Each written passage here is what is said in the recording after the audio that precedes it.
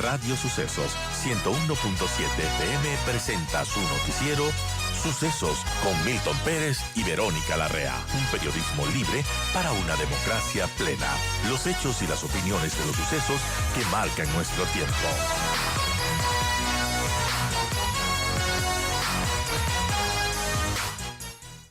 Francisco Jiménez, gracias por acompañarnos. Buenos días.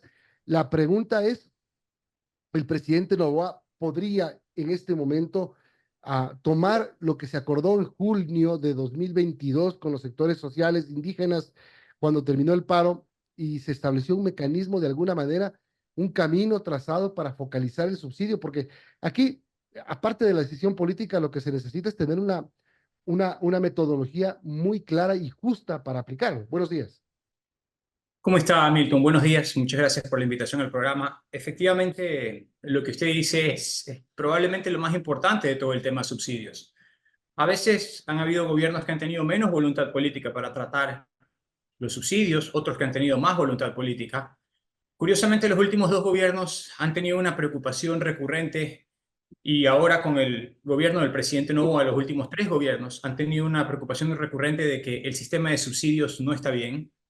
Yo creo que esa es entender ese problema, entender que se trata de uno de los déficits estructurales del país, de la economía ecuatoriana, es fundamental, pero no es suficiente. Porque lo curioso es que con todo lo que se ha discutido y con todo lo que se ha avanzado, también se han identificado cuáles son las cuestiones que hay que arreglar, como por ejemplo en materia de automotores, como por ejemplo en materia de industria, como por ejemplo separar la problemática rural de la problemática urbana, o a partir de qué cilindraje se incluirían los subsidios y quiénes quedarían excluidos. Es decir, ya esas respuestas están sobre la mesa, porque cuando se trató lo de las mesas de diálogo, que fue en junio del 2022, inmediatamente después de que se firmó el Acta por la Paz, se empezó a discutir en un escenario multidisciplinario y multisectorial cuáles eran las principales variables de lo que se cuestionaba en materia de subsidios. Y así fue como se llegaron a muchas conclusiones. Unas cuantas se acordaron como postulados generales y otras se quedaron pendientes. Entonces, lo más importante del tema ahorita es que primero, hoy por hoy todo el mundo está consciente que el sistema de subsidios, así como está, no puede continuar. De un ángulo o de otro, así como está, no puede continuar porque es un hueco negro en la economía ecuatoriana. Segundo, hoy la gente también está consciente que es importante tomar una definición al respecto y que además ya hay metodologías que han venido impulsándose, proyectos e ideas que ya están sobre la mesa. Ahora, lo que también que estamos claros es que mover cualquier cosa en subsidios requiere no solo voluntad política, sino soporte político. Y yo siempre recuerdo, y siempre digo porque lo viví como experiencia, que una cosa es tomar una decisión en un papel, otra cosa es que la gente la apoye, porque ya en el momento en que alguien le meten la mano al bolsillo, pues salta, así sea un centavo, y lo hemos visto, por un centavo se han caído gobiernos. Y tercero, lo más importante de todo, o tal vez de los más importantes, es que el Estado también necesita tener capacidad de control. Uno de los grandes fracasos del Estado ecuatoriano es que no tiene capacidad de control. Y voy a salirme un poco de la temática solamente para ilustrar. No tiene control en las cárceles, o al menos está luchando por tener de nuevo el control en las cárceles, pero no lo ha tenido durante mucho tiempo. No tiene el control a veces en la calle, ahora está luchando por recuperar el control en la calle. Y en materia de subsidios tampoco ha tenido el control de quiénes lo usan y quiénes deben beneficiarse y quiénes no. Entonces, parece increíble, pero pese a que a los ciudadanos se les exige un montón de cosas todos los días, al final, uno de los grandes problemas que tiene el Estado ecuatoriano es que es grande, pero débil a la vez y con poca capacidad de control. Y eso también se expresa en materia de subsidios. Ahora, cuando ustedes acordaron este camino para poder implementar la focalización de los subsidios, ¿incluía el diésel? Porque el presidente lo está sacando al diésel. No, se cortó un poquitito, ¿incluía el diésel? Incluía el diésel, ajá, ¿o no? No, no incluye el diésel, porque el diésel es usado en su 80-90% por la clase popular, tiene un impacto muy alto. En esa época las cifras estaban alrededor de 200-250 millones y lo que se estimó fue que los problemas que iba a acarrear en términos socioeconómicos no estaban justificados con el monto del ahorro, que había en otros lugares, como por ejemplo en el caso de la gasolina extra, de la Ecopaís, como en el caso del subsidio a la industria, como en el caso del subsidio a un sector de la pesquería, había en otros lugares dinero donde se podía ahorrar y que no generaban tantos inconvenientes desde el punto de vista político. Entonces, se lo dejó fuera el diésel y se dejó fuera el gas también.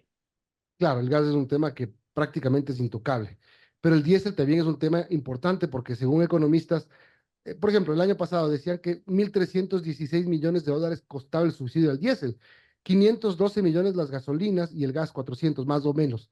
Es decir, el complemento, el componente del diésel dentro de los subsidios es muy importante, pero obviamente es altamente delicado también. Sí, pero hay que tener un criterio de gradualidad. Uno, para solucionar problemas complejos, tiene que empezar por aplicaciones sencillas. ¿Qué quiere decir esto? Si ya hay determinadas soluciones que están a la mano, aunque no sean tan cuantiosas, aunque en este caso sí lo son, que se las puede implementar, como por ejemplo, doy un ejemplo, la tarjeta que se iba a implementar en su momento para los taxistas, que les permitía sacar 270 galones en la extra y en la Ecopaís a precio subsidiado. Si eso ya está, si las bases de datos ya existen, tanto en el SRI como en los GATS, como en la ANT, como en el Ministerio de Obras Públicas, ¿por qué no se lo implementa? Hay que implementarlo. Entonces, yo creo que uno tiene que empezar por lo que ya tiene sobre la mesa. Sin O sea, duda que el si hay la diésel será tecnología, una cuestión de discusión.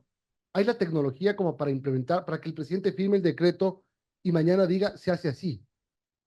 Yo creo que falta terminar de consolidar la base de datos. No sé en qué punto estará eso ahorita. Información no falta y la información existe. Tanto es así que para, por ejemplo, en el tema de lavado de activos, hay una multiplicidad de instituciones que cruzan información, empezando por las instituciones bancarias, que permiten determinar cuándo alguien está ingresando o sacando fondos de forma irregular de su patrimonio, de sus cuentas, etcétera. Entonces, la información cruzada está. La forma de integrarla es otra cosa. Por ejemplo, cuando nosotros estuvimos en las mesas de diálogo, teníamos la información, pero teníamos que descifrar la manera de integrarla. Tampoco nos demoró 6 meses, nos demoró 2 semanas. Pusimos un equipo a trabajar, establecimos un criterio de semaforización, se determinó cuáles eran los parámetros de calificación de las diferentes categorías de acuerdos y adelante, a trabajar. Establecimos un cronograma de reuniones bimensuales y eso estaba funcionando perfectamente hasta que yo salí en febrero del 2023. Entonces, esto no es ciencia tampoco, no es que todos tenemos que calificar para la NASA para poder establecer una base de datos que pueda utilizarse en materia de subsidios, ¿no? Sin haber hecho 2 maestrías para eso.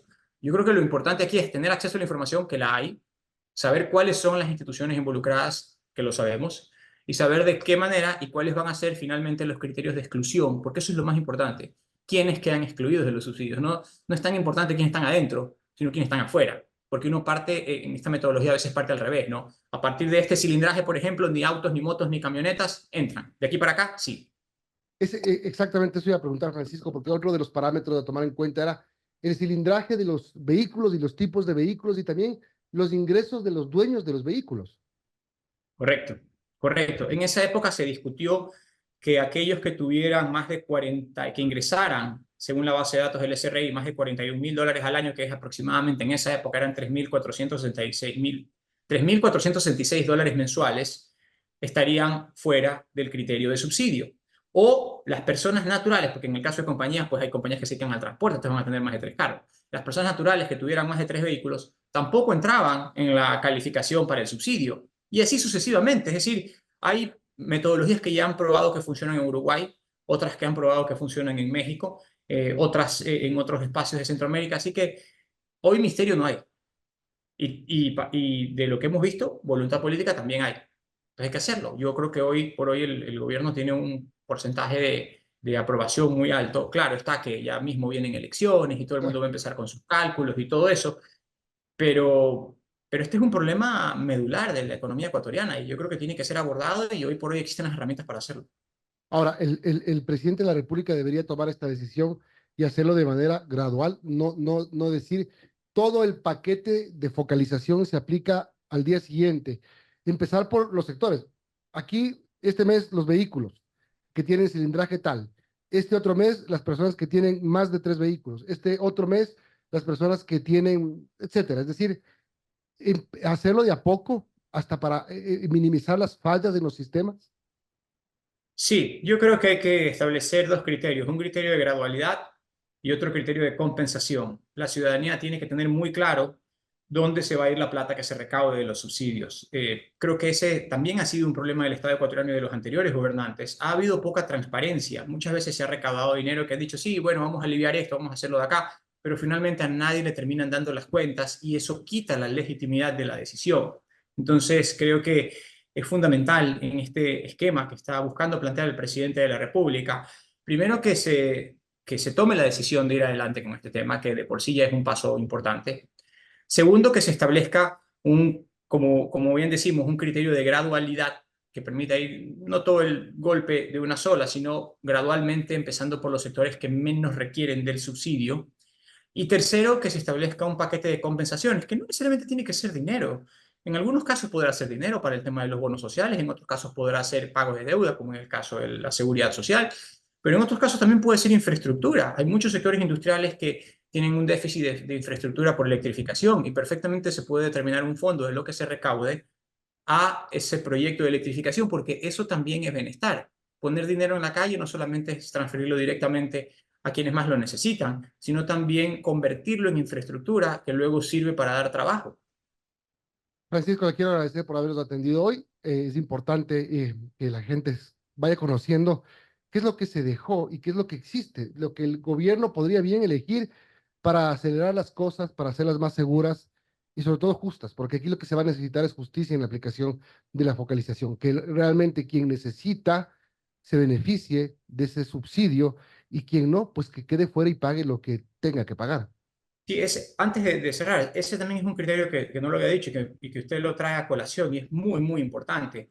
La esencia de un subsidio, los subsidios existen en todos los estados del planeta, es para disminuir la desigualdad y la pobreza. Porque en el momento en que un subsidio no se lo da a quien lo requiere, sino todo lo contrario, a quien no lo necesita, entonces lo que está haciendo es incrementar un privilegio. Y los privilegios solo aumentan desigualdad, solo aumentan pobreza y en último término generan violencia. La historia nos da un montón de ejemplos al respecto, empezando por la misma Revolución Francesa. Entonces, creo que es importante conceptualizar por qué se hace un subsidio para saber dónde debe estar direccionado. Y un subsidio es una expresión del Estado, en este caso del Estado ecuatoriano, para reducir la pobreza y para reducir la desigualdad. Y es en función de eso que tiene que ser enfocado. Para reducir la pobreza y no para aumentar la riqueza. Bien claro. Así es.